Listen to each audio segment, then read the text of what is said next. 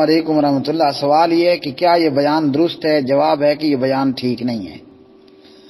اگر کوئی باقاعدہ رسم کرتا ہے میت کی منہ دکھائے کی تو وہ تو غلط ہے، باقی میت کا منہ دیکھنا تو وہ درست ہے۔ جب پیارے نبی علیہ الصلوۃ والسلام نے وفات پائی، ابو بکر صدیق رضی اللہ تعالی عنہ کی اس وقت جو رہائش تھی، گھر تھا، وہ مدینے کے باہر تھا، مدینہ طیبہ کے باہر تھا۔ ابو بکر آئے، مسجد میں آئے تو دیکھا کہ جناب عمر رضی اللہ تعالی عنہ جو ہے وہ جلال میں ہیں۔ بہرحال عمر رضی اللہ تعالی عنہ نبی علیہ السلام کے پاس آئے، حجرہ عائشہ میں رضی اللہ تعالی عنہ، نبی علیہ الصلوۃ والسلام کے چہرے اقدس سے کپڑا ہٹایا اور آپ صلی اللہ علیہ وسلم کو بوسہ دیا۔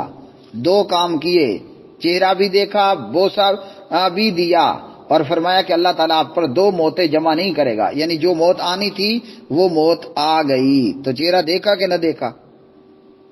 تو اس لیے میت کا چہرہ دیکھنا درست ہے۔ کوئی جب اپنا پیارا دوست یار بچھڑ کے جا رہا ہو تو بندہ اس لیے تھوڑے دیکھ رہا ہوتا ہے کہ چادر کے نیچے کوئی شہزادہ چارلس موجود ہے۔